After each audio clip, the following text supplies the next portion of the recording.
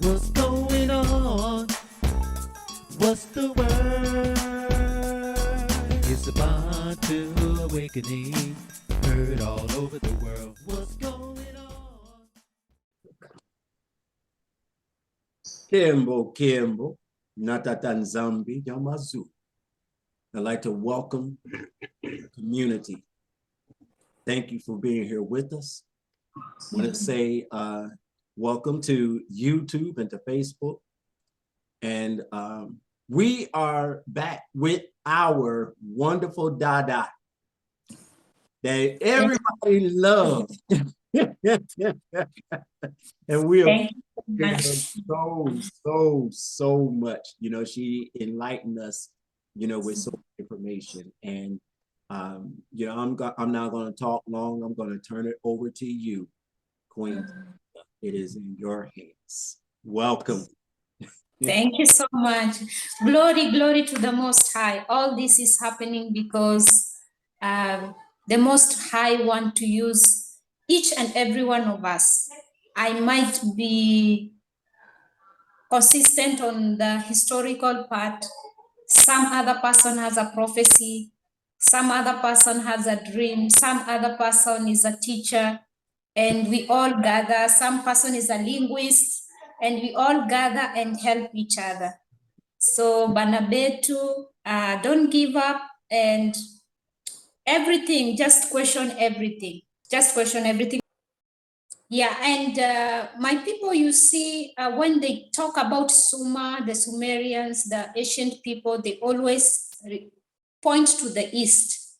But from that video, you saw what the professor wrote for us, that slideshow. The Sumerians and these Mandingo and Mande people and these Maa people were at one time living together. So they got their civilization from the same place. And then the Egyptians and the Kushites later on expanded that kind whatever, and then followed by the Puntites and the other people. So once we understand the history of the Africans, then we will understand what happened in the ancient time, what is happening now, the reasons for our enslavement and colonization and neo-colonization, and what we should do, what we should not do. Yeah. And so you do your own research. Do your own research. And even that Leo Africanus, he was not even called Leo Africanus. He had his own name. Then he came and changed and became Leo Africanus. So he renamed himself. But his real name, the people know his real name. It's in the history books. So it's Al-Hi Rabi, something like that. It's an Arabic name. I've seen Yeah. So people, wherever they tell you that this thing started here, be very careful.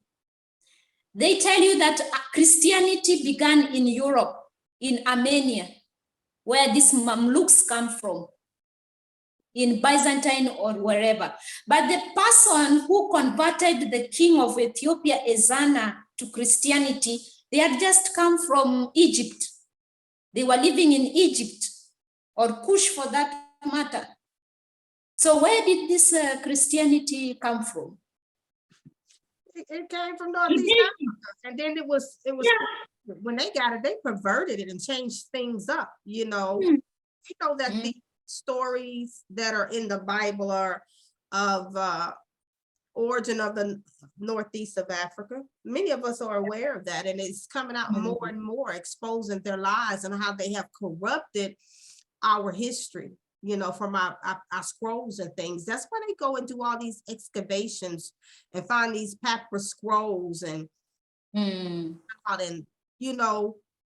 God knows what they're changing up and telling the world. Even Judaism. Judaism began in Africa. People will be surprised.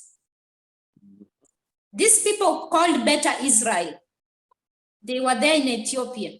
They were traders in the Red Sea. They were practicing Judaism for many, many centuries. This Beta Israel, They had a kingdom over there. Even these Kub people, they had a kingdom called Kubat or something like that.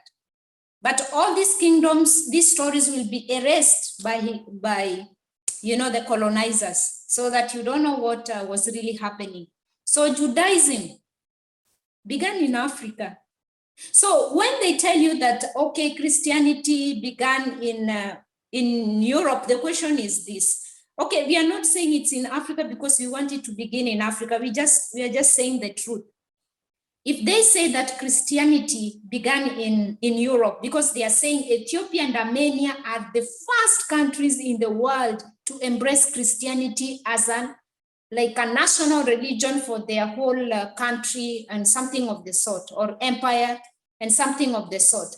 But when you go to Armenia, you will not find the ancient Orthodox Christianity. You will only find it in Ethiopia. The Armenians don't have the Bible the Ethiopians have. So who got the Christianity first? Who was first converted to Christianity? The people who were in Kush and the people who were in Alexandria, Egypt. Yes. Are the people to take that Christianity and bring it to the Ezana, the king of Aksum. That's why in the inscriptions, in the stele, the king Ezana writes in Greek. He writes in the Sabian language of the Sabians, and he writes in Ge'ez. All right, he writes in 3 languages. So where is the script of the Armenians? They will tell us we were Orthodox and this and this and that, because they wanted to take the Christianity. Okay, you take, no problem. So they wanted to own it, like they are the people who began with this, so that they can whitewash the biblical figures. Yes. You see, yes. They didn't want to say that even this Christianity movement itself began in Africa. You know, many things begin in Africa, but once they get out, they get corrupted and then come back again. The same way they take our raw materials from Africa, they go do whatever they do with it and then come and resell back to us. So they take the cola from West Africa, make Coca-Cola, and come back and sell for you that drink. They take coffee, they make it instant, they bring it back and put it in the market. You know, so for us, it's like we are always giving them the raw materials. Spirituality, raw materials. So we are the ones owning the raw materials, and then it's them owning the blackmail and the other lies around it. Yes. So they are the ones owning the corruption. Now, we are not corrupt. They are the corrupt ones. They yes. took our raw materials when it is fresh, in good condition, and then when they brought it back, it's something else, right? Yeah. Well, Donna, you can easily look at, if the people on here remember, I did the teaching on the Ankh versus the Christian cross. The Christian cross is just a perverted replica of the Ankh. Yeah. Like you stated, the Coptic Christians, which were in what they call Egypt and Kemet in Northeast Africa, they brought the Ankh with them as they kind of moved out.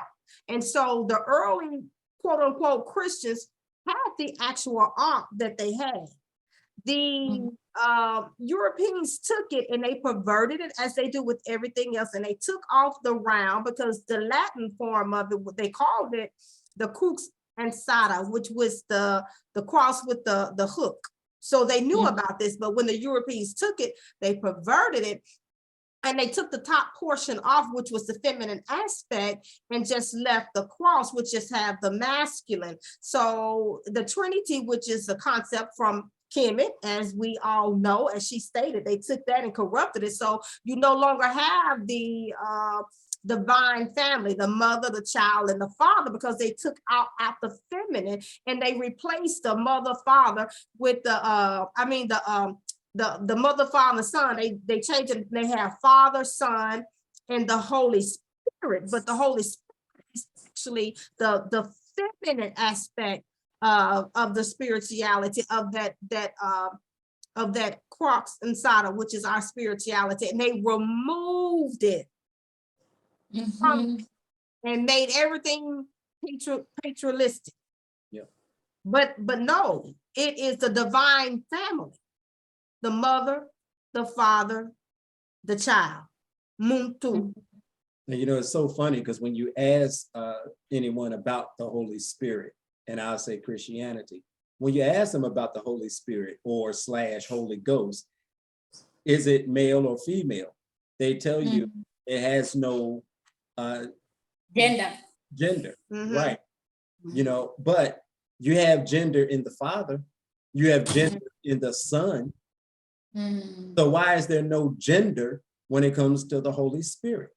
Even wisdom is referred to as feminine. Yes. And we're talking about energies of spirit. So there is a feminine in a masculine side. The Bible even talks about that. Let us make male and female in who? Our image. So if we're in his image, then there has to be an image of the creator that's a feminine and a masculine energy. Exactly. So when you, my husband, we're a replica. Yes. Yeah, we can't tell the magnitude of the lies we've been told. It's big. We don't even know where to start correcting ourselves and where to end. Yeah. Oh my goodness. So this is how, and you saw from that video, you heard what they said, that these cartographers later on said, this is Japheth, this is Ham, this is Shem. You can see how they threw things all over. It's like, how do you call this game where you throw, I don't know, they were playing chess or they were, whatever they were playing, and they it is decided by a human. It's not geographically correct. So when our people, especially the Hebrew Israelites, keep on saying, no, this is our land. This was the land of Shem. And these are the boundaries. The boundaries have been corrupted. Yes. Yes. The regions have been renamed and renamed and renamed. We can only, we are only searching the people through artifacts and oral history, and if they kept their culture. This is how we are getting the people who belonged to those regions. So the regions have been colonized, and you see how the British affect Arabia, and everybody believes them, you see. And this is how they affect all this. So somebody wants to believe that the person who wrote Shem, Japheth, Ham is 100% correct. And they forget that there were people who were even from Ham that left Africa and went to other places. There are people, the original land of the people of Shem actually is Africa. So if Shem was chosen by the Most High, why would he give Ham all the land and all the gold? And exactly. How did the bad grandchild get the best land? And then my people, even Canaan, they are just lying on the cast. Oh, this Canaan was, they are just lying on the cast. In our tradition, the last child, he inherits the immediate land of the father. They stay with the father until the father gets old and dies. They are the ones who stay in the original motherland and a good land. That's why the Most High, when these Canaanites were worshiping other idols, he wanted to push them away, and that land reserve it for his chosen people, because it was a good land, a rich land. So he wouldn't reserve a land without water. My people, do you know how many billions you use to desalinate water? If you have fresh water, you are lucky. Even the people in Africa don't know the cost of water. because they keep on crying, oh, our government is not piping water for us. We are tired going to the river, you know, but they harvest rainwater. It constantly rains, they have. So the people who have a disadvantage are the people living in the northern regions where there are deserts. They have a hard time. But I wish I would take the people from Africa and bring them to Arabia and tell them, you see, this one is $1 trillion worth mega project just to clean water, to remove water from the sea and remove all the salt. It's not something very easy. You know how much money they use, their governments use to remove salt, to desalinate water? It's not easy. It's easy to remove sand and kill germs from the water, but not salt, you know? They don't, even these Ish people up there, they don't have clean water. They are lying. They don't have, they are pumping water from the Red Sea now. They pumped water from that Jordan River of theirs. It is drying up. Yes, it is. Now they want to take water from the Red Sea. After they finish the water from the Red Sea, they go to the Mediterranean and get water, but they have to remove salt. So the agriculture, they are lying to you about that. This is Mesopotamia, where things grow. Here in this country, we are #1 in agriculture. Which agriculture? Ask the issue, which agriculture? GMO agriculture is what you're talking about. Their fruits are full of chemicals and pesticides. They grow food with chemicals, GMOs. They are in the laboratory day and night, modifying things. Then they take the water, dirty water with sewage, and irrigate the crops. Then say, you see the big grapes. You see, these are the grapes from the biblical times. How come GMO? GMO, even those giants, the whatever would not eat GMO. They will only eat the natural things. So my people, don't buy lies. Just do a physical checkup. A land without water. Which father gives his child a land without water? That is a question. What kind of father is that? That is their father, not our father. Right? When you come to Africa one day, you will see the culture of dividing land, inheritance. When your sons grow up, you call all of them, and then you subdivide the land amongst them. In my country, as per now, as per the law, they have said that fathers have too much land, and if they have too much land, they have to give the girls as well. Because before, they never allowed girls to take ancestral land, because they say they will take double share. When you get married, you take your husband's land, and then you have land in your own home. Yes, the men were insecure. This person, she has land in her father's place, she can go anytime. But if she knows she's married here, she can only possess what's here, she will stick with the husband. But now the law says, because of this coming up of single mothers and our brothers nowadays are running away, they have become, I don't know, irresponsible, or it's life, I don't know, it's the devil. So they said, give the girls land. If they will get married, okay. If the husband will be alive, okay. If the husband will not take care of the children, at least they have something. So you will see when they divide land, the father says the first son here, the last son here, where I put my head, close to me here. So Canaan was given bad land. So Ham, what kind of father was that? No, it's not possible. They lied. They lied. So my people, there is no water there. So that is not your holy land. How do you cleanse yourself if you don't have clean water? How can a land be clean if it doesn't rain? How does it cleanse itself? This is the question. When you come here, after the summer is over and it rains a little, everybody gets sick. Why? Because the land has never had a bath. So the first day the land will have a bath, it's all germs and pollution and whatever will get into the air, you'll breathe it, everybody will be sick because the land doesn't have a bath. It takes a bath once a year. So what do you expect? Plant, no. So my people, you know, Africa is your origin. And you saw in that video, they are showing you this Homo erectus, Homo sapien, according to their beliefs. So that is the origin of man. And Zinjanthropus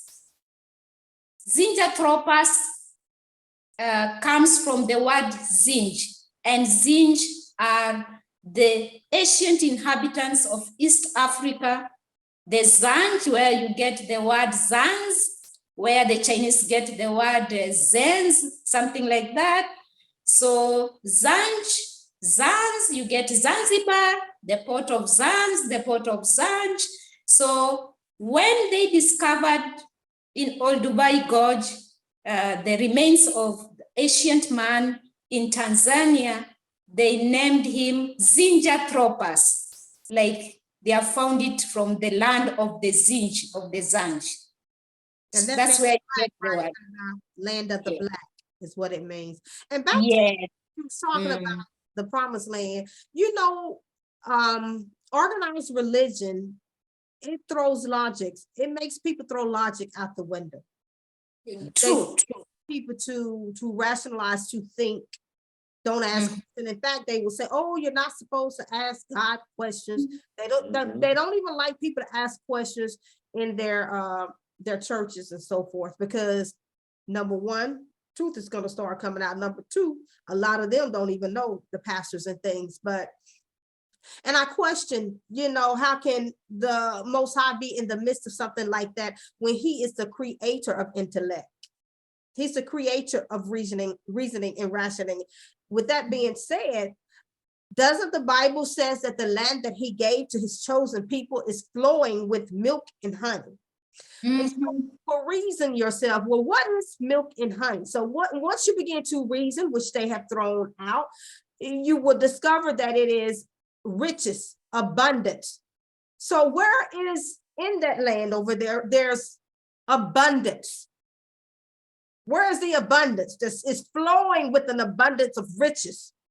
That's in what calls sub-Saharan Africa, where they're going in, siphoning all of these so-called milk and honey, which is the oil, the cobalt, what I mentioned earlier, the diamonds, uranium, the ore, even the vegetation. I have discovered just about every vegetation on the continent down in that particular area has some type of health benefit to it.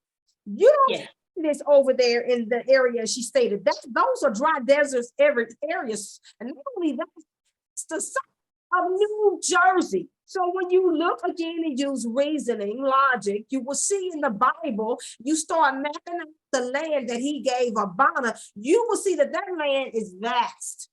It's large. There's no way possible, if you look at just go along with what's in the Bible, that land that they're saying is the promised land is not the promise. Exactly.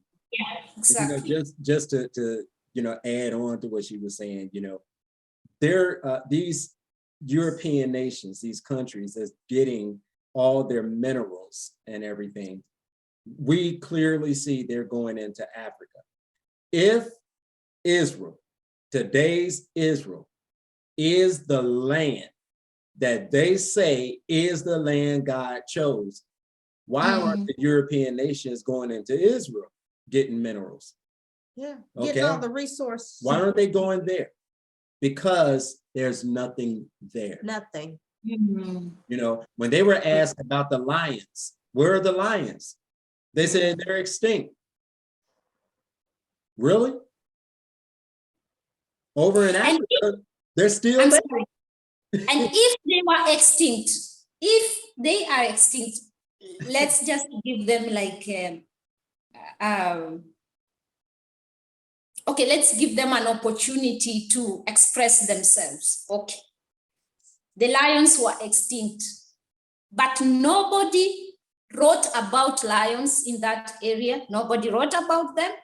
There is no rock painting of a lion in that land. There is no any rock art like the ancient people would have even drawn just to tell people, okay, when we reached here, we saw lions and this and this and this. There is completely no artifacts. They keep on lying to people and lying to people. And sorry for interrupting you. You fine. There is no record. There is no record. If you go to the Sahara, yes, the Sahara Desert is dry, but there are rock paintings of giraffes, of lions, of cows, of all sorts of animals. That's how we know that the Sahara was green, because some people left an art to explain to us. If you go to South Africa in the desert areas, you'll still find rock paintings. Mhm. But so they don't have any evidence, Yeah, it's a big lie. Yeah, exactly. These people, even if we give them an opportunity, it's like giving them an opportunity to lie more. Mhm. Exactly. Yeah. So we need to take what they say with a grain of salt, and our people need to understand that. I was telling someone, because a lot of our people are still asleep, especially those that are still in organized religion, that the very ones that are the cause of us, me, when I say us, I'm talking about us in the diaspora, of course, being over are the ones that lied about our forefathers, lied about our ancestors. So why would you listen to someone that stole your forefathers off of a land, enslaved them, and made their riches, not only off of using them for free labor, but using their resources from off the land to this very day? So you have to be cautious of that. Yeah. Yeah. Like I said, it's just reasoning is just thrown out the door when it comes to our people, you know, and some of it is just common sense. It's like, what happened to common sense? And they said common sense is not common to everybody. Common anymore. I'm realizing this because it's just not common sense. And when I start telling this to people, especially those people that I know in Christianity, they get ghost on me. They get very quiet. I told you, my people, if you want to find this ancient history, look at the trade routes. They will give you the whole story of what happened. Look for the ships, look for the goods these people sold and whom they traded with. Now, recently, I found an article whereby they explain very well that this spice trade and the ancient trade, that could include Solomon's trade. All the ports were on the African seacoast. They have done their research. They have not found harbors on the Arabian coastline. Like in every coastline, you have a port. You are in New York, you have a port, right? But there is no ports on the coastlines of Arabia adjacent to the Red Sea. There are no ports, even that Lebanon, they are lying to us. But the ports, the ancient ports, are on the coastline of Africa. So when they did the trade, these Phoenicians, they are doing the trade on the African shores. So the ports were there. If you go to Tanzania, you will find the Kilwa. Kilwa, you'll find a very big city over there. So many places. Even the slave dungeons, you will not find them in Arabia. You will never find those slave ports and wherever. Only on the African seacoast is where you find the remains. So who was trading here? Yes, those people came to trade here, but who owned the trade? Even in Solomon's time, now we have to go back to Solomon's time. Who owned the trade? It is the Africans who owned the trade. So the ports of Solomon will be on the African seacoast. Yep. They cannot be there because they never existed. So the trade was going through the Red Sea on the African side and then going to the Mediterranean and going to India. That is why you find some places named in India, Ethiopian names, Eritrean names, the names of the Horn of Africa, some cities and ports, the same names are in India because they traded with them. But this Arabia was colonized by the Kushites. Yeah, the Kushites were here and they colonized this place, and among other people. And you have to research on Petra, Jordan. There is a rock. I don't know that what was written in the Bible, on this rock I will build my church. I don't know. It's symbolic. Some things, they confuse us the more, but the Most High is faithful. He will reveal to us. So there are rock churches in Ethiopia. A church carved from a single stone. Think about it. It has never been done anywhere else. No European can cut a stone like that, my people. Yeah. Even those steles, the tall ones in Aksum, no European has ever been able to create such a stele. Leave alone the pyramids, impossible. So why is still the history of Egypt still available to the public? It's because the Europeans could not carry the pyramids to Europe. If they could carry the pyramids to Europe right now, the pyramids could be in the British Museum and the story of Africa is finished. But because they couldn't carry that, they couldn't carry the Nile, that's why we still have the history with us. So in Petra, Jordan, many people go to visit those places. There are houses carved on rocks. So are the same people who carved the rocks there, are they the same people? Did they have the same civilization? Are they the same people? Because they are saying that the professor is saying the Kushites were in Anatolia and the Levant. The Kushites were there as well. So is it possible that this civilization, the Arabian Peninsula is claiming about the Levant, is actually a Cushitic civilization? That is the question. So you have to be very careful. Remember, when people conquer, they take the history and they rename themselves after the people they have conquered and after their lands. So it's possible that when these people came to this Levant from the north, they took, when the Kushites have left, they took the history of this Levant. And that is how everything went upside down. Yeah. Arabia was developed, explored by the Kushites. There were a few tribes who are called Bedouins. A Bedouin is a desert traveler. Yeah, there were there, but very few. And they didn't have time to build or whatever. They didn't have that time. They moved with camels in caravans and that sort of thing. Yeah, so history has been changed up and down, so we have to be very careful. As Dada said, as Yaya Mazambi has said, we have to watch out. Yeah, open your eyes, and everything must be logical, like it must make sense, because our Father is not the Father of confusion. It must make sense. Yeah, it must make sense. Just like I said, it's just things just, I don't know, you just don't think about them. Most people don't. Now, when I was in Christianity, I did think about those things and I did ask questions. I was one of the different ones in Christianity that I would ask the preacher questions, and he couldn't answer. Either he couldn't answer or he didn't answer it correctly. And I remember one time asking him a specific question. It was about tithing. I'm like, why did tithing change to money? And I said, when you look at it in the Bible, tithing was never money. It was off the fruits of the land. So who changed it to money? And this was years ago. And why was it changed? We was a Bible study, but this was me. This is just the type of person I was. So why I'm here today, I'm not surprised at all, because things didn't make sense to me then.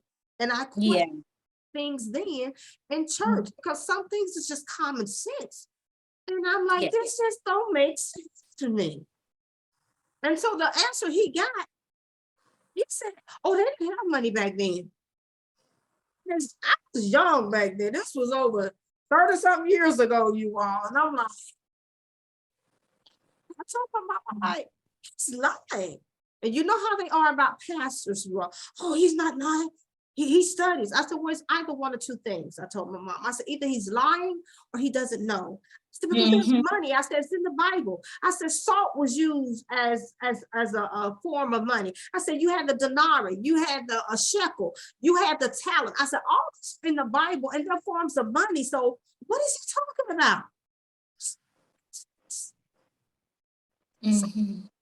These things, there's a lot of things, and I used to say to myself, and some of you all have said as well.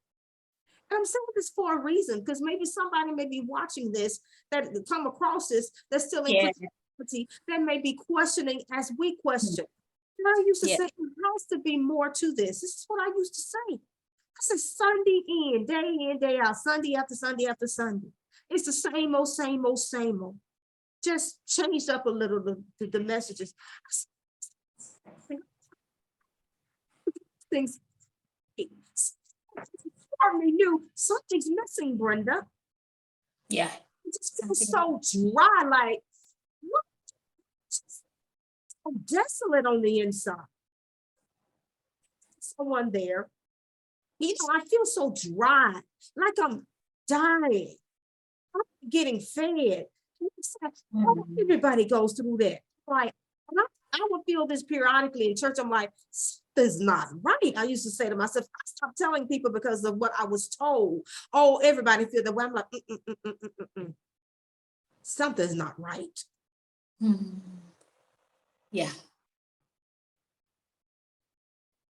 Yeah, so many things are not right. Next time we will check on that video. There is a video that tells about this, the Cushites in Europe, the Cushites were in the Levant, and this even Anatolia, yeah, and they civilized these people. They civilized these people. So, yeah, they lied to us, and they have lied using maps and history and so many other things. Yeah, they lied. So you have to find out. You have to find out, and anybody with an answer, please let us know. These rock houses carved on the rocks in that place, Jordan. Okay, they say the Nabateans were nomads, and that's where they got water, and they used to stay there for a while before they could sell their goods. But it's very possible that there is a deeper meaning to that. Yeah. That's a good point. Probably is. All right, Dada, I know it's late your way in different times. And I want to yes, we can wrap it up. Can wrap it up. Yeah, so did you have one last thing to sum it all up, wrap it all up before we get ready to end it? Next time. Okay. I think we've exhausted everything. Yeah. Yeah.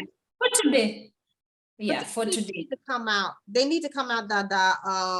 I was telling Zombie that I said the people on the continent love Tabitha. I said because they're getting their history that was, because people don't realize that our family was lied to on the continent. They were colonized in their land. They were of their culture too, because when you talked about the schools that the Mzungus put up, they had to have the European name. So a lot of people don't know this, and they can't. And I've heard about the stories where they were lying to them and telling them, trying to teach them that Africa was really the European land, and they left and didn't come back, and all kinds of stuff they used to. I've heard someone tell us that they used to hear these stories being told on the continent. So they got our children and colonized their mind, and that's why you see what we have today, because the older ones they couldn't get, so they had to penetrate the minds of the young people. That's why we're all messed up to this day. We don't know who we are, our language and culture. Over here in the diaspora, we don't know. Many of us, we're finding out because of DNA, and now that we're finding out, all of a sudden they want to say that DNA is not accurate, it's not true. Then you need to let all those people go out of jail, out of prison that you put that look like me, based off of DNA. All those men that you got paying child support off of DNA that look like me, because we know it was created for the demise of our people, then stop paying. Then they need to stop paying child support. So they're lying because we're finding out who we are, because the bulk of us are finding out that we're Bantu. And I understand that Bantu is a cold word. So they're saying, wait a minute, these people are waking up. Yeah. So we got to do something. So they always have to change the narrative, and they always have to try to stay on top so that they can control the narrative. So that is why you are seeing, like I told you all in this here YouTube, where it was a group of Jewish people where this rabbi was doing a teaching, a comment was made, the family is growing, we are awakening. Oh my goodness. So they trying to steal our narrative. So understand, this is what they do, family. This is what they do. They try to steal the narrative and say, no, it's ours.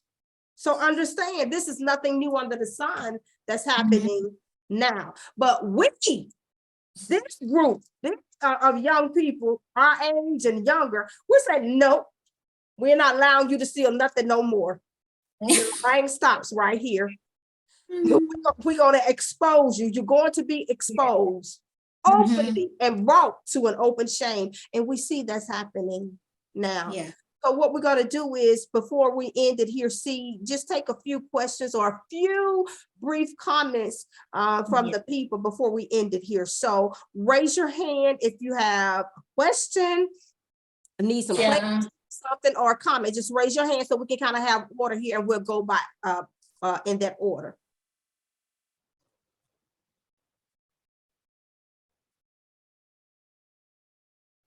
All right, as they say, all minds and hearts. Oh, okay, there you go. All right, Kangi. First of all, thank you, Dada, for the information. Welcome. Just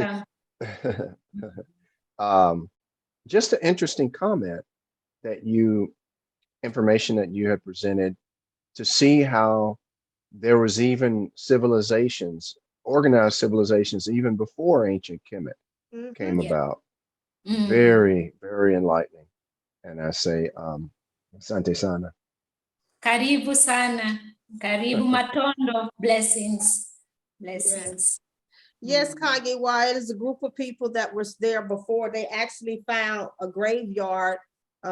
We talked about this. I think it was the last time Tabitha was on. The Newtopians is what they call them. They found the sickle blade over there. The sickle blade is still down there with our people to this day. That's the blade that we brought over here, and we did, you know, we call it like the hoe over here, you know, the hoe, what we say down south, the hoe. Okay, similar to that, the sickle blade, and among some other things that they found that is indigenous to us, to our people, that is in the southern part of Africa, what they call sub-Saharan Africa. Even the living quarters that they found that they were living in is similar to what, you know, in antiquity that was found down as you go further south into Africa. Not only that, they checked their DNA.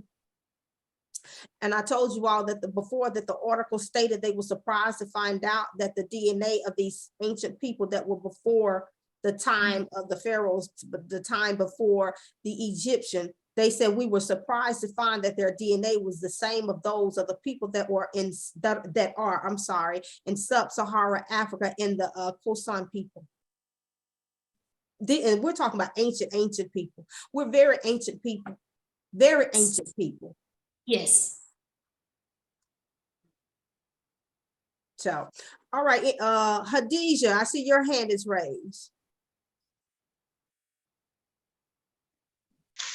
Yes, Dada, thank you, thank you. Welcome, Dada. Thank you also for being with us and being patient and keeping us company. Yeah. No, definitely. But let me just come on camera real quick. But yeah, taking your time. Yeah, because hearing this stuff and being someone who was born on the continent, first of all, much was not revealed to us. Much was not taught to us. And the depth and the degree of lies. Mm.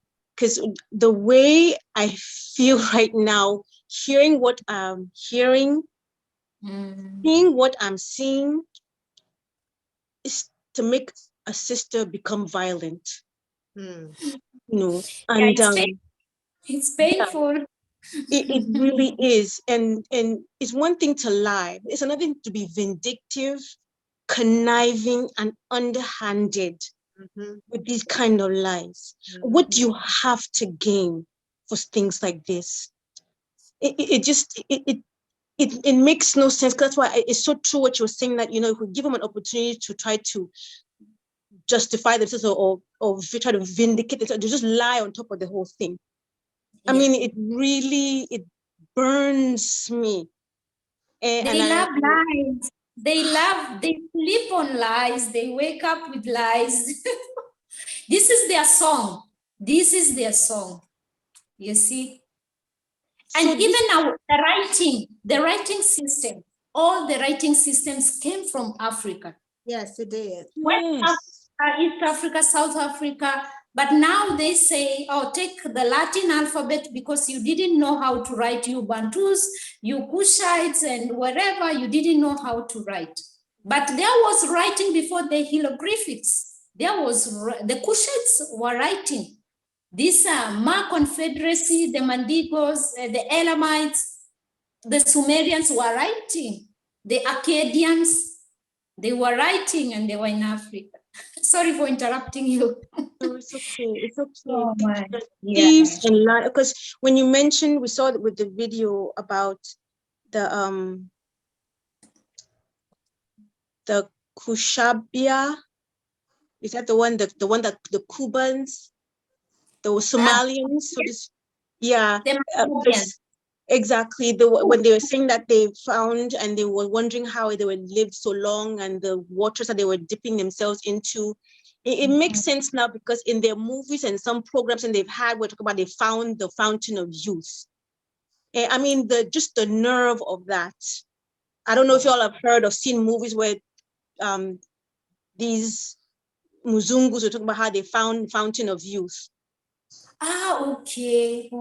So that, I'm wondering if maybe that could probably be what they probably were referring to, and so many other things. It really bungles the mind. And when Zambe says that, you know, he mentions this in Isaiah somewhere, it says, "Come, let us reason together." Yes. Yes.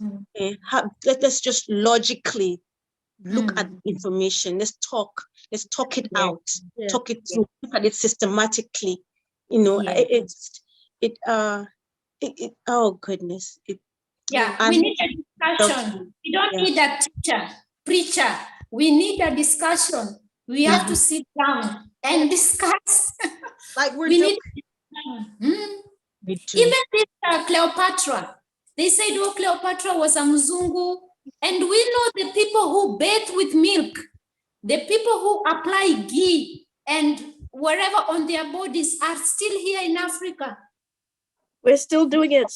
Yes, they're still doing it. They put even the ghee on the hair, especially these Afar people here on the Horn of Africa. So when they say Cleopatra was Mzungu, you ever seen Mzungu bathing in milk? So we started teaching them. That Queen Tabitha, she didn't bathe, but documented, but 2 times in her life when she got married, and I forgot the second time. So it was us that taught them how to bathe. So I mean, this was a lot of it.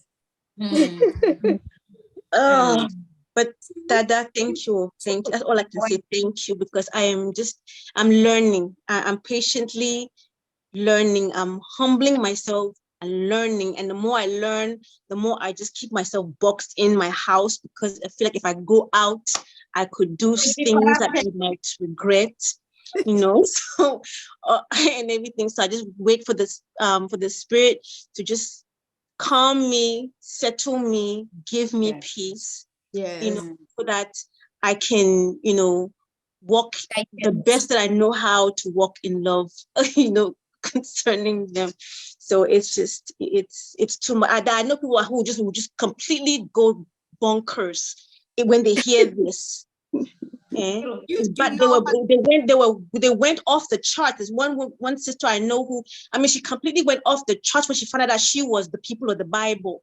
She went to the Museum of Natural History in New York and demanded that they show her the Dead Sea Scrolls. whoa. So I mean, and she was just angry. She said she was angry for weeks. She was angry for weeks. And that's natural.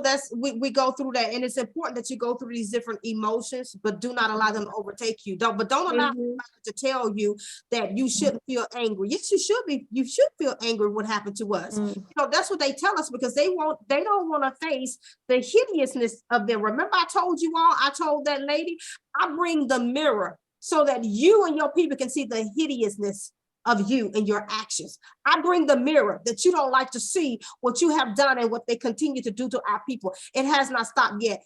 Bring the mirror. And you don't want to look in that mirror to see, because what you see is a person that is so full of evil, so full of lies and deceit, that you can't even face your own self. But I'm going to make you face yourself. There you go. So yes, it's natural. I felt angry, and I began to, petition the Most High to heal me, because it's natural to feel angry when you realize that all these years they have taken our spirituality and corrupted it and made it into some type of organized religion, changed it up, alter our history, our culture, enslaved our ancestors. They don't have nothing, and still to this day don't have nothing in Europe, nothing. So they took our resources, which is even us, our people, and they have become filthy rich off of it. These people are poor. Nothing. Became rich because of our ancestors and the resources of our land, with which they would die. We see what's happening now in Europe with them sanctioning Russia. They thought they was gonna be okay. These people are chopping wood to survive in the cold now, going back to these days of antiquity, because they need the oil, and they paying double prices for it from America. America's the one that told them to put the sanction on it, and then they gonna sell them the oil for double price. I mean, it's beyond me, the things that I see going on now. It is. It's really grave, because my sister, my youngest sister, she lives in Germany. She's with the family there and has her family, and she's married to one of them. So, so she was telling us over the holidays that the place where they go for the Christmas break, they used to have like a lot of trees. So all the trees are gone now. I think they burned up all the wood. But she said the house is extremely cold and stays very cold because they don't have enough fuel to heat up, the houses. So they just have to be wearing gloves and sweaters and, socks, and just trying to keep warm pretty much. But it is very true. They have the natural resources that they need for fuel and all. Is very lacking, very, very lacking. Yes. I mean, she herself was wearing like buttoned up, with sweatshirt, and then she was under the covers. Wow. I was like, so it's just the beginning. Y'all understand, this is just the beginning of the collapse of a system that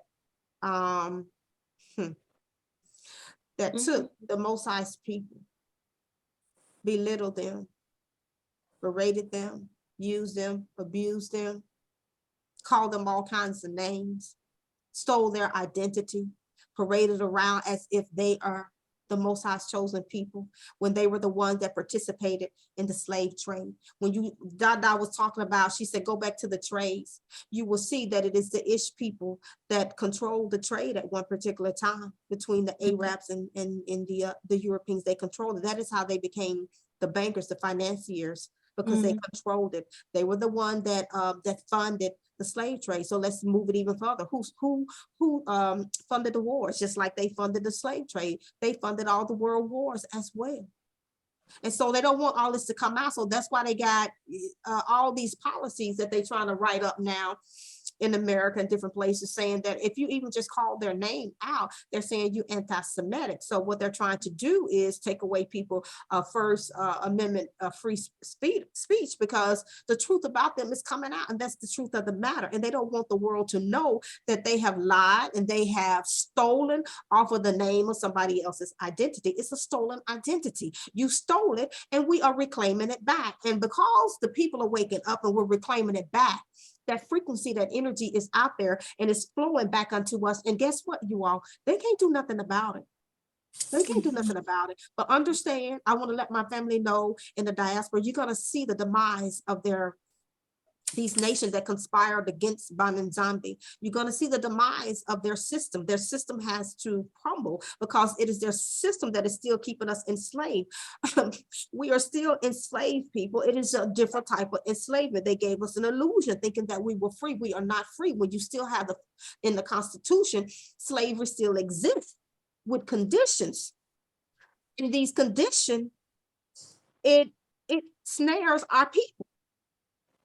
This condition in the Constitution, a lot of people are not aware of this, that it says slavery shall be abolished with the exception of a crime. And we know about the chain gang, and we know who the prisons is full of. And we know that all these corporations, so let's go back talking about slavery and them, how they said that they made up in the trillions of dollars, I think it was $74 trillion that they have made off of us as a people. So they use our people in the prison system for these corporations. It's based on the state. Some states, they don't get nothing. Some they get like maybe 30 cents, 25 cents, and they're working for these corporations. So slavery still exists, and these corporations are still benefiting off of it. And so I've been hearing how many corporations are saying they're going to close now because they're losing money. Walmart, Bed Bath and Beyond. These folks are losing money like crazy, you all. And saying if they don't do something, they're going to have to close. Guess what? They're going to close. The system is going to crumble. America's going to fall, and it's going to be a trickling effect, because we already see what's happening in China, because China participated in the slave trade as well. When you go back deep, you will see that they had our priests. I saw that they used them in war, their power for war. It's not as much as the Europeans, but they did. We were over there. When they said the four corners, we were spread it out in the four corners. That's the truth. So their system has to fall because their system enslaves us. We have to understand that their system was created so that they can be in power. So as long as they are in power, they are over us. So because of that, family, their system has to fall. It has to crumble. And what's going to happen is you're going to see the rise of the African kingdom again. These glorious kingdoms that we have. So don't get fearful, afraid, or whatever. Just trust the Most High. We will make, you know, that we're people, we make do. We don't jump out of windows because of losing millions. You know, I don't do ham, but I'm just gonna say this for an expression. We'll get a ham bone, make soup. In other words, we know how to survive. Yes, indeed. Yes, indeed. So with that being said, any more questions? I don't see any more hands, comments or anything. Somebody said something, somebody shared a video so you all can know. It's said Malawi years oldest known DNA from Africa. You know, I haven't heard that. They didn't say anything about Malawi. Now they talk about over there in Kenya, over up in those areas, how they find these, oh, is it Kenya? I think it's Kenya, yes, over there in the Rift Valley, East Africa, how they find these old bones. So that's because we are the first being. That is why they're called hue man, the man with hue, or the man with color. Again, we are the oldest people on earth, very ancient people. And so I heard someone say, you disrespect your mother and your father. We are the mother and father, the melanated people of people, and you disrespect your mothers and fathers. What the scripture says, since you said that you own the Bible, it says honor your mother and your father, that your days may be long upon the earth. Mhm. You have not honored us. You have not honored us, your parents. You have done everything evil imaginable that you can think of. You sit behind closed doors and you devise evil. You do all kinds of evil witchcraft trying to destroy us, your parents. So now what is happening? The law of reciprocity is setting in, and you are now seeing the results of your actions. You see, family. if they will not accept us as their parents, there's still something else left. We Yes. are the firstborns of the Most High. There you They don't go. want to be pregnant of their parents, but we are the firstborns. So they have to follow us. We will not follow them. So we are the firstborns. We are the people who will take the leadership of the Most High. It was handed over to us to guide the nations. All right. So if they don't want to accept us as their parents, still we're gonna bring this up. We are the firstborns. So we saw the sun before you did. We were born before you were born. So who knows more? Who knows best? You see? We can still challenge them, but they don't like this. They don't like this kind of arguments. And there are people also saying about tribalism. You know, we cannot create these nations, these political African boundaries, fake boundaries, like countries, they call them countries. You find that Africa is still tribal. But a tribe, or being a tribal person, it is two-way traffic. You can be a tribal person in a bad way, or you can be a tribal person in a good way. You see, a tribe is a family. This is what people forget. A tribe is a family, it's an identity. A tribe is your father's name. It's like your ancestor's name. A tribe is your ancestor's name. So if today you're in Africa and you don't have a tribe, it's like you're homeless. Because they will ask you, where are you from? Who are your people? So for the diaspora, when you go back to Africa, you have to get in a tribe. You have to be adopted. Y'all listen to her. Listen. Yeah, don't go and stay like me, I'm an investor. Me, have just come to chill. I am come to be for business. No. Yes. Get in a tribe. Yes. The tribe might not mean anything for you, but it will mean things for your generations. Maybe your children will intermarry with the local people. And from there, your generation will be extended and you have a tribe. So you have many ancestors. You have your I'm sorry, hold on, let me get to it. And now you have another family. So it will be an extension. It will not be a deletion of who you are, but an extension. Go and be, okay, I just call it adoption for now, but it's not, you know, when you get married to somebody, he doesn't adopt you, right? He marries you. So go get married by the tribe. When somebody gets married to our family, we don't say he came to our family or our brother married the lady. We say, including the females, we say we have married you. All of us, okay? So we have married you. So go get married. And you'll come to understand that marriage in African language and in the biblical language, marriage does not mean man and woman alone. But it doesn't mean LGBTQSW. Marriage means covenant. So when you adopt children, like in my tribe, they ask you, did you marry the children? Like, have you finished all the the traditional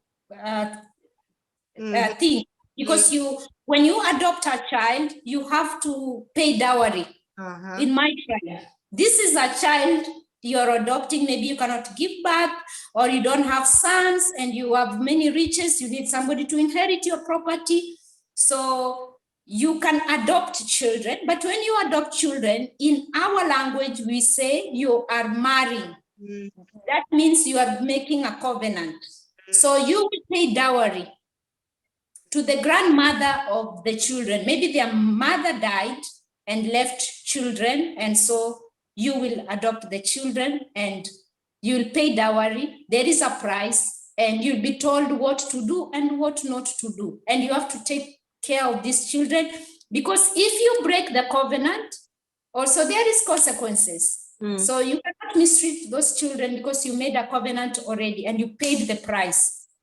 All right. So when in the New Testament, they say that the bride, that the Messiah and the bride and whatever, this is African way of speaking. You imagine the Messiah is not coming to marry us physically. Yes. All right. So it is a marriage because it's a covenant and it's a reunion. So that is what we say. So go get married in the tribe and live your life. Yes. And then forget about being nameless or anything of the sort. So tribalism, the tribe, the Europeans wanted to break the tribes. You know, once in Africa you go and break the tribe, the identity of the people will be lost. Because from the tribe, they get a name. By mentioning your name in Africa, we know which tribe you're coming from. So if we know which tribe you're coming from, we know which region, which kind of food you eat, what you like, what you don't like, because we know your behavior. As a tribe, there are some outstanding characteristics. We know you are from this tribe, you love to eat chicken. We will cook for you chicken. We know you are from this tribe, you are easy to get angry, to, you know, you have temper, you're short-tempered.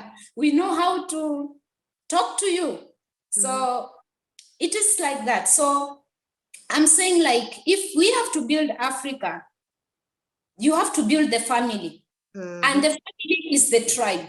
So people to go back home to their people, they understand each other, the language and the culture, talk to them, help the poor, help the widows, the orphans, create employment, help the people. From, first of all, charity begins at home, from their own locality. From there now, they can come now for the whole nation. They can't go for the whole nation, whereas their family, which is their tribe, is still, you know, not enlightened. They have not woken up. Bad things are happening to them. Nobody's fighting for them. Nobody's standing for them and speaking for them. So tribalism is not about hating other people of other tribes, but being a tribal person is keeping the rules of your tribe, the good, following the right path of your ancestors, keeping the culture, the good part of it, helping your people, enlightening your people, and showing them love and showing them how they can love their neighbors. If you are influential and you stand today and you tell your tribal people, stop fighting with these people, we want peace, they will listen to you. This has happened many times.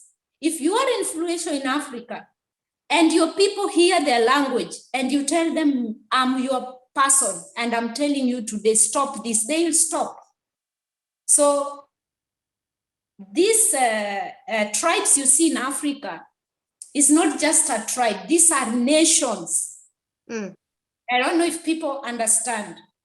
These are nations, these nations that were written in scripture, you'll be a father of many nations. Nations is not just a physical boundary, this is Kenya, this is Tanzania, this is South Africa, this is Zimbabwe, no. A nation is a people with one culture, one language, one kind of food, you know, and sharing a lot of experiences, past and present, you see. So we are a nation, because when you go from Africa, from one tribe to another, you can see so many differences. These ones do this, this don't, this whatever, but we have learned to live in harmony with one another. We respect each other's boundaries. So when you go to Africa, know that those are not just tribes, they are nations, and many, many nations. So the many, many, many tribes is what the Most High is calling many, many nations. So those are nations, because they had their own parliament. You see, one tribe, they had their constitution, they have a parliament, not in the current modern parliament, but in the ancient times, pre-colonial, like the Ameru people, they had their own parliament, they had their own kings, and they had their own, they passed laws. So they cannot be like the other tribe, because when you go to the other tribe, you'll find they have their own parliament. So these are different nations.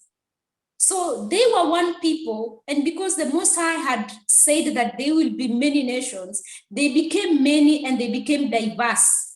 So a tribe is a nation. So you cannot play with a tribe. Know that when you attack a tribe, you have attacked a nation. You don't have to attack a country. No, you attack one tribe. The other day, somebody wanted to take the Maasai land to go and hunt in Tanzania, some rich people. And the Maasai people from Kenya went to Tanzania. They are crossing the border, no passport. We don't need that one. Who are you? These are my people. I've come to speak for my people. And they said, our people will not be moved from this place so that you can make money. You government, you have to consult us. It was tough. And so the other tribes came and supported the Maasai people as well. But as a nation, as a Maasai people, they had to speak first for themselves, organize themselves, speak with one voice, their leaders to stand up, their warriors to say, we are ready even to die. You throw the bullets, do what you want to do. We stand with our people. We are here to sacrifice for our people. We are ready. We don't fear blood. Are you getting? So, and the other people said, no. These are our neighbors. These are our people. Don't do this.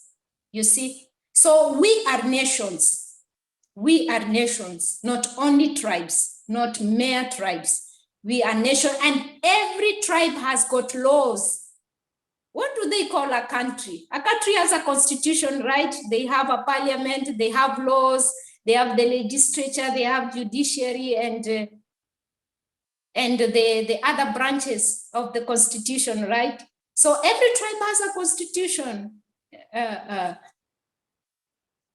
traditional constitution, and laws and rules that govern that tribe. People know naturally what they're supposed to do and what they are not supposed to do. All right. So we are nations. Don't see your tribe and just say, I'm a small tribe. Don't despise yourself. You are a nation. And diaspora, when we go home, let's get married, right? Let's get married and embrace a tribe and be part of the family, because in Africa, most of the things the people will do national-wide, but at the same time, because tribes still have their own land. They sure You do. must be named, yes. You must be attached to a land. Yes. Not getting attached to Africa, but you have to come. You cannot be attached to a city like Nairobi, no. You have to be attached to a land of a tribe, a tribal land. Yes. And and if you are very interested and they see that you love them, you embrace them, they will give you land. They can give you tribal land, all right? Even if it's within their province or their town, they are metropolitan, but still that city belong to the tribe, they will give you land. And if you want, they'll give you a name. If you are You're ready. saying a lot right there, and I want our people in the diaspora to listen closely to what she's saying. She said give, because you have people out there, they're forming organizations and things trying to say that you can buy land. We are not to buy land. We were stolen from off the land. So we have an inheritance over there. And as she's stating, she made a good point, and she did it very politically, because we have people that are going home under the guise of being what are they saying? They call themselves that the forerunners, but majority of these people are going over there, and they going and they are not connecting with the land and the people, as she's stating. They're going in for business. We know a lot of people that are over there, and they say, oh, we're the forerunners. And I asked one of them one time, I said, well, have you went to the government on behalf of the diasporans? Are you talking to the people on behalf of the diasporans to help us connect and come back home? What are you doing as the forerunner? Majority of those people over there now, and I don't care how mad they get, I could care less. This is the truth. They're going over there for just like the Mzungus. We can't do that. I had one guy I saw on the YouTube, you know what he said about us, family in the diaspora? He's concerned that we're going to go over there and colonize them. With people going over there doing the same thing that the Mzungus do, I can understand why he's feeling that way. I have to let him know, no, we are enslaved too, which is not in our land. But when you see a group of us, and the people that look like us is going over doing the same thing as the Mzungus doing and not connecting with the people, this way. One time we have to get their ways out of our system. Now I'm going to circle back from that and say this too, and then we're going to end it. When she talked about being married, you have to be married to the land as well. So there has to be a reconnection, because we have lost our connection from the land. The land is divine, just like we are divine. So we have to reconnect to that divine land again.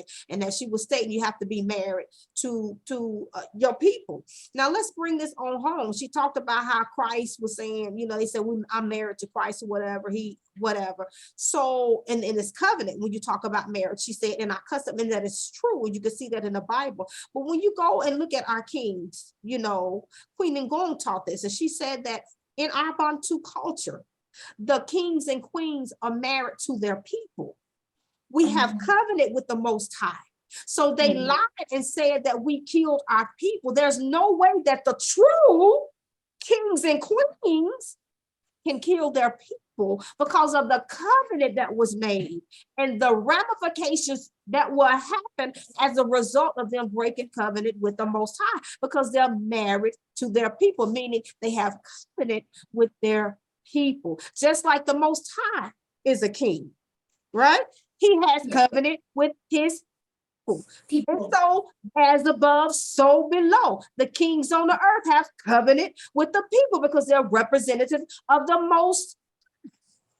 So when we go back, we're not just going back saying that, oh, we're going to go and invest. We're going to reconnect with family, as she stated. Start marrying. The sticks are coming together, so we have to reintegrate.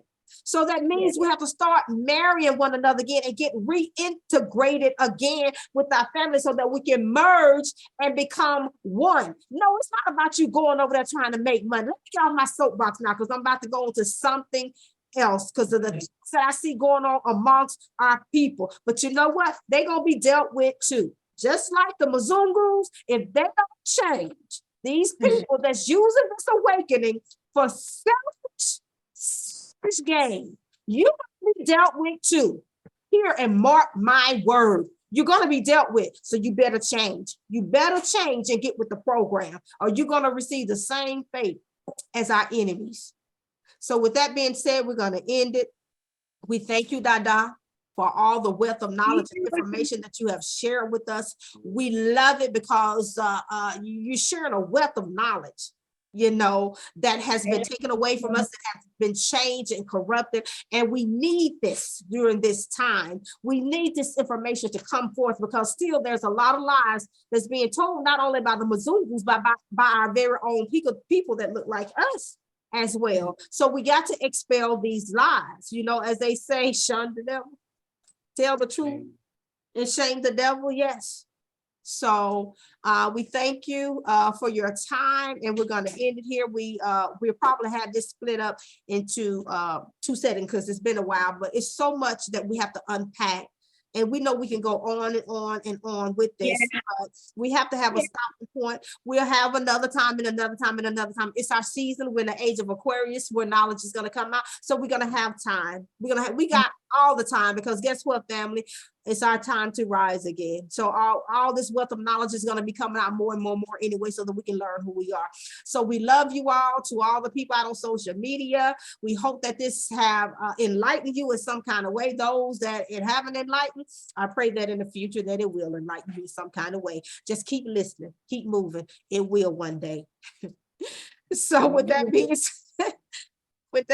said, au revoir to everyone in social media.